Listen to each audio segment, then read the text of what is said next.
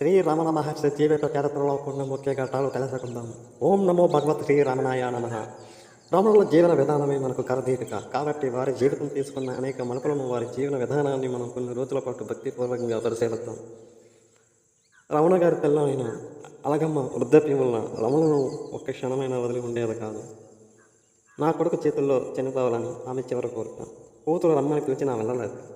విరూపాక్ష గుహలో నీటి ఇబ్బంది ఉండగా భక్తులతో కలిసి స్కందాశ్రమ జలధార వద్దకు వెళ్ళి స్నానం చేసి తల్లికి 2 పెద్ద కమండాలలో నీరు తెచ్చి ఆమె మీద కుమ్మరించేవారు.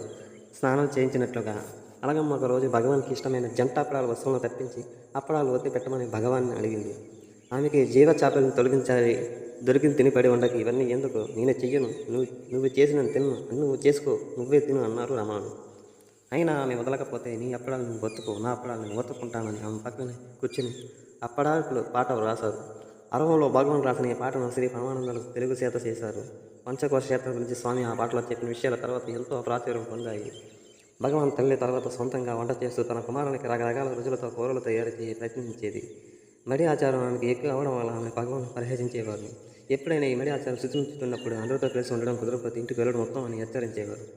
ఆమె ఒక యోగిలాగా బతకాలని అని వచ్చిన ఆమె రమణులకు తన కుమారుడైన భావం గాఢంగా ఉండేది. నాకు అందరూ తల్లులు సమానమే, నీ ఆధిక్యత ఏమిటని భగవాన్ ఆమెను మందలించేవారు. తల్లి పట్ల భగవంత్ తీరు వేరుగా ఉండేది. ఆమెను పెత్తనం చేసేదని కాకుండా ఒక సాధకురాలుగా ఒక భక్తురాలు మాత్రమే చూసేవారు.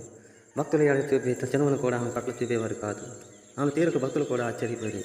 ఇది కేవలం ఆమెలోని అహంకారం తొలగించడం కోసమే అని ఆమెకు మెల్లమెల్లగా అవగాహన వచ్చింది.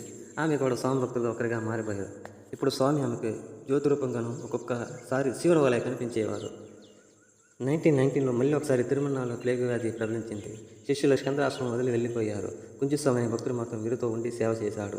తర్వాత పరిస్థితి మామూలుగా అయిన తర్వాత అందరూ తిరిగి వచ్చారు. అప్పటి నుంచి కుంజస్వామి రమణ నిర్వీర్యం వరకు వారితోనే ఉన్నారు.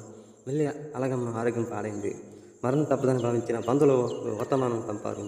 ఆమె స్పృహ లేకుండా పడుకునేది. స్పృహ వచ్చినప్పుడు రమణులకు ఆమెకు ఆత్మబోధ చేసేవారు. చివరి క్షణాల్లో వృద్ధశ్వాస గొరగ మొదలయ్యి 19/5/1922 నాడు స్వామి ఆమె హృదయంపై కుడి చేతిని, శిరస్సుపై ఎడమ చేతిని వచ్చి రాత్రి 8 గంటలకు ఆమెపై నుండి చేతులు తీసివేసి ఆమెకు మోక్షప్రాప్తి అయిందని ప్రకటించాడు. శ్రీ రమణ మహర్షి జీవిత చరిత్రలో కొన్ని ముఖ్య ఘట్టాలు తెలుసుకుందాం. స్కందాశ్రమంలో తల్లి నిర్వహణ రోజు రాత్రంతా భజనలు చేశారు భక్తులు.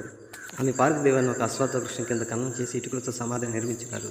అనుకోకుండా కాశీ నుండి ఒక శివలింగ ఆ రోజు స్కందాశ్రమం చేరింది. దాన్ని సమాధిపై స్థాపన చేశారు. ఆ దేవునికి మాతృగుప్తేశ్వర నామం అని వర్ణించారు. మహాపూజ రోజున గణపతి ముని అలగమ్మపై సౌందర్య శతకం రచించారు. నిరంజనానందలే ప్రతినిత్యం అమ్మ సమాధి వద్ద నిత్య పూజలు చేసేవారు. మరికొన్ని ఏళ్ళకు ఆ సమాధిపై చిన్న కుటీరు నిర్మించి నిరంజనానందాలు అందులో ఉండసాగారు. భగవాన్ ప్రతిరోజు హవ్యాలికి సాయంత్రం అక్కడికి వచ్చి సమాధి వద్దకు వచ్చి గడిపి స్కందాశ్రానికి వెళ్ళేవారు. ఒకనాడు వారి జయంతికి 1 రోజుల ముందు 1922 డిసెంబర్లో భగవాన్ అమ్మ సమాధి వద్దకు వచ్చి అక్కడే ఉండిపోయారు. చీకటి పడిన భగవాన్ తిరిగి రానందున భక్తులు కంగారు పడ్డారు. వారిని తిరిగి సందాసం రమ్మని ప్రార్థించారు. అప్పుడు భగవాన్ ఇక్కడ నన్ను దైవశక్తి ఉండి పొమ్మంటున్నది, ఇక్కడ ఉండిపోతాను అంటే ఇక్కడే నా అంతటి నేను రాలేను, పరీక్ష వల్లనే రావడం జరిగిందన్నారు. వెంటనే భగవాన్ ఉన్న చోట భక్తుల ఆశ్రమాన్ని నిర్మించారు. ఆ ప్రదేశమే నేడు రమణాశ్రమంగా వర్తిల్లుతున్నది. భగవాన్ ఆనాటి నుండి నిర్వీర్యం అయ్యే వరకు 1950 ఏప్రిల్ 14వ తేదీ రాత్రి 8:47 వరకు అంటే దాదాపు 27 సంవత్సరాల పైగా అక్కడే ఉండిపోయారు. సమాధికి ఎదురుగా ఉన్న కుటీరంలో భగవాన్ ఉండేవారు. ఆశ్రమ ప్రయాణ దినాల్లో భగవాన్ చేయి వేసిన తర్వాతనే ఏ పనైనా మొదలుపెట్టేవారు.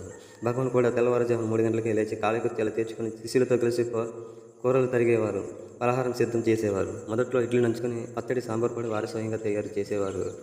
ఆ పని వారు చేయవలసిన అవసరం లేకపోయినా శ్రమకున్న విలువ అందరూ తెలుసుకోవాలని, అందరూ శ్రద్ధ చూపించేవారు. అవసరం కోసం పని కోసమేనని, పదార్థాలు వృధా కాకుండా వంట చేయాలని చెప్పేవారు. పాకక్రియ యొక్క ప్రాధాన్యత ఎప్పుడు చెబుతూ ఉండేవారు.